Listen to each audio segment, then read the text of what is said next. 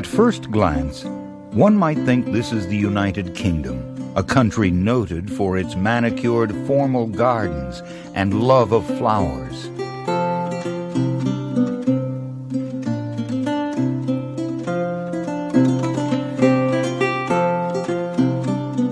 But this is not a stone-fenced, iron-gated suburb of London, Oxford, Bristol, or any other city in the United Kingdom for that matter. It is Victoria, British Columbia, on Canada's west coast. And it is just one reflection of the British influence on Canadian culture and history.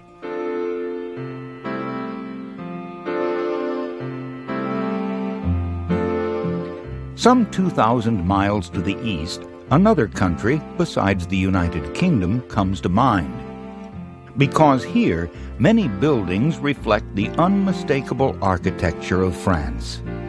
Moreover, signs are in French, the language spoken in everyday conversation here. If one didn't know better, one might imagine that he or she was in France, not Eastern Canada. Back across the continent, visions of still another country appear. Visions of China. For here, in Vancouver, Oriental influences are seen in many places. And Chinese is the language of choice for many people. Throughout this vast and diverse country, there are people of many different cultural backgrounds. Not only Asians and Europeans, but also Africans and native Canadians, to name just a few. For Canada is, to a large degree, a multicultural country, a land of immigrants. In the 19th century, hundreds of thousands left their homes in old world countries and came to Canada. Many were drawn by inexpensive land offered by the Canadian government. But it was the 20th century that saw the greatest surge of immigration in Canada. Millions of immigrants settled on Canadian farms, as well as in villages, towns, and cities. After World War II, there was another great surge. Italians, Eastern Europeans, Vietnamese, and other Asians came to Canada's shores, settled, and made lives for themselves in their adopted homeland. Even so, British customs and culture prevail throughout most of Canada. Hi there, Warren. Language tells at least part of the story. Almost 70% of all Canadians use English as their primary language. How about 7 o'clock for dinner? That sounds... The exception is found in the province of Quebec, where French culture prevails, and where French is the official everyday language. For the most part, Canadians are city dwellers. Almost 8 out of 10 live in urban centers with more than 100,000 people. The 5 most populous metropolitan areas are Toronto, with more than 4 million area residents, Montreal, with more than 3 million, then Vancouver, with almost 2 million. Next, the Ottawa-Hull metro area, with more than 1 million, and Edmonton, with about 900,000. In these and other Canadian urban centers, people live much like city dwellers elsewhere in North America and Europe. They take trains, buses, and cars to go to work every day, or to attend school. They spend their leisure time doing many different things, such as attending country fairs, soaking up the sun's warmth at the beach, listening to music, or watching their favorite sports team in person or on TV. 1 out of 5 Canadians lives in a rural area, mostly in small towns or on farms. A small number live in tiny villages. Many in those villages are native Canadians, Indians, who in the main live in the western and southern sections of the country, and the Inuit, who generally live in the north. While many native Canadians, such as this totem pole carver, have kept at least part of their traditions, most tend to live much like other Canadians, as inhabitants of a modern 21st century nation. Native Canadians are believed to have migrated from Asian lands about 11,000 years ago. For thousands of years, they hunted on the land, fished in the waters, and gathered wild vegetation. The first Europeans arrived about 1,000 years ago, when Leif Erikson, a Norse seaman, and his crew were blown off course when attempting to sail from Iceland to Greenland. Instead, they wound up on what is today Canada's east coast. It took about 500 years before any more Europeans would arrive. In 1497, and again in 1498, John Cabot, an Italian explorer whose voyages were underwritten by the English government, explored much of the coastal areas of what would someday become Canada and the United States, especially on his second voyage, whose route is shown here. Cabot's exploration party returned to England with glowing reports of rich fishing waters in the western Atlantic. Within a few years, European fishing vessels made yearly voyages to these teeming waters. But it wasn't fish that brought Europeans to the mainland. It was beaver. For in Europe, beaver pelt hats had become all the rage, and the popularity of those hats fostered a large market for beaver fur. To assist fur trappers and traders, the French set to work, building several small colonies in the late 16th century to act as a base for the fur trade. The area around these colonies was called Acadia. But the colonies were not permanent settlements. That would come later in 1608, when Quebec, the first of many French settlements, was established. Quebec was headed by Samuel de Champlain, a noted geographer and explorer. Champlain eventually became governor of what was called New France, a large area of northeastern North America ruled by the French king, at that time Louis XIII. Louis gave large portions of land in the New World to some members of the French nobility. They, in turn, rented those lands to commoners for a portion of the crops harvested and animals trapped. It was the same system that was used in Europe. France's 17th century adversary, England, especially King Charles II, kept a wary eye on French developments in the New World. The British monarch had his own plans for establishing a presence in North America.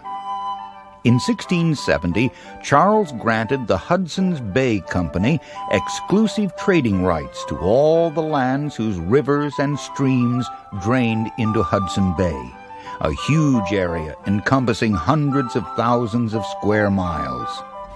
To counter this intrusion, the French and their Indian allies attacked English forts in the Hudson Bay region in the 1680s, but were unable to defeat them. Skirmishes between French and English forces in North America, one of which is shown in this battle map, were seen throughout much of the early 18th century, as the rivalry between the two European powers continued. Finally, large battles broke out in Europe in 1756. Called the 7 Years' War, it covered almost all of the continent and even beyond. In North America, for example, British and French forces fought to gain control of each other's New World lands. In North America, the 7 Years' War was called the French and Indian War. When peace returned to the region in 1763, England, the victor, took over the eastern portion of what would someday become Canada, an area that previously had belonged to France. But the English never insisted that its new citizens of French ancestry adopt English customs. In 1774, in the Quebec Act, England recognized the Roman Catholic Church in North America, to which most French settlers and their descendants belonged. It also established French civil law. Both actions were meant to create goodwill among those of French heritage. Even though the British governed these former French lands, many there still kept their ties to French culture, something that lives on to this very day, sometimes militantly. In fact, the differences between those of French and English ancestry have never been completely resolved in Canada. In the 1970s, tensions boiled over when many of French descent wanted the province of Quebec to secede or break away from the rest of Canada.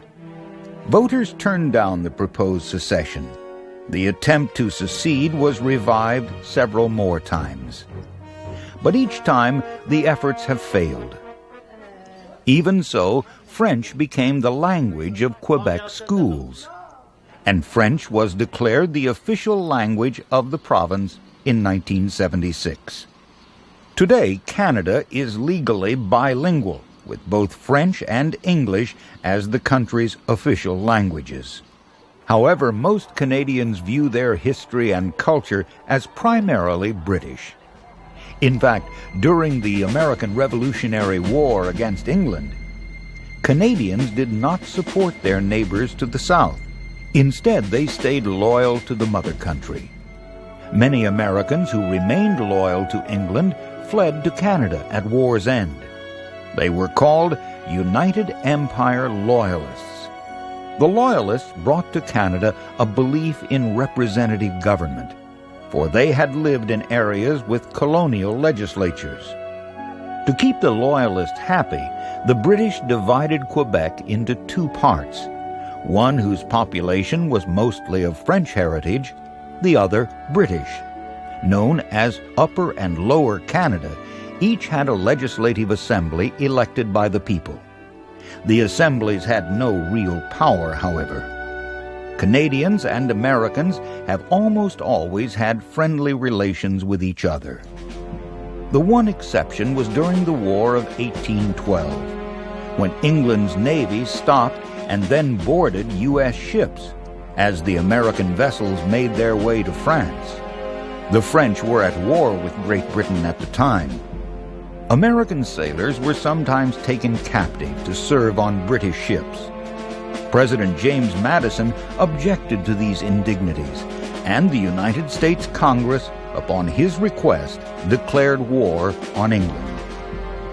American troops invaded Canadian territory, still under British rule.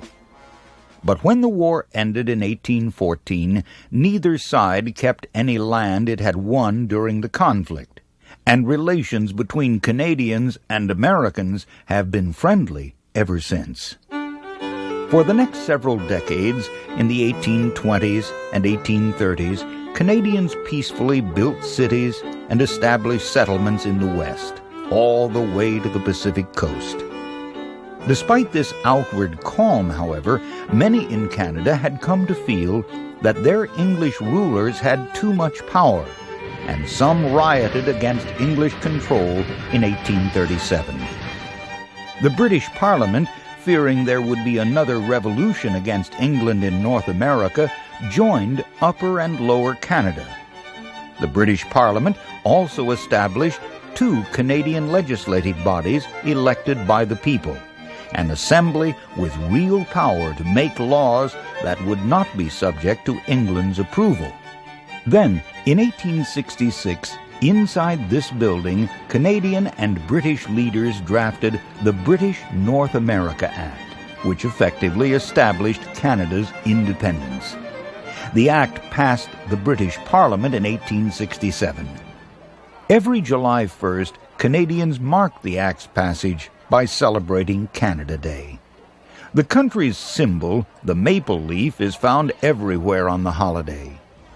At night, fireworks fill the skies in towns and cities across the nation. Canadians live under a government modeled on both the British and U.S. systems. Its national government has three branches.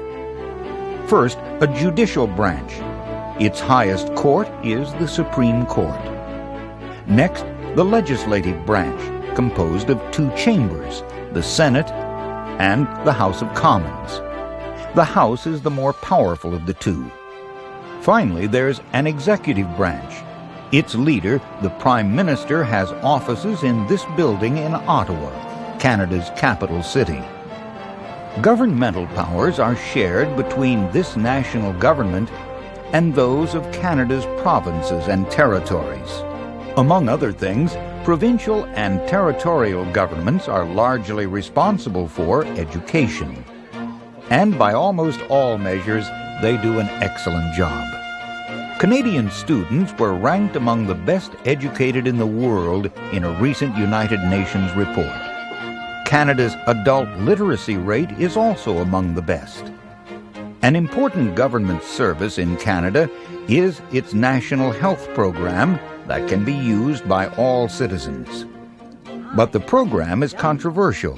Some say that although everyone in Canada can see a doctor when they're sick, waits can be long, and the level of care is not always as good as it should be.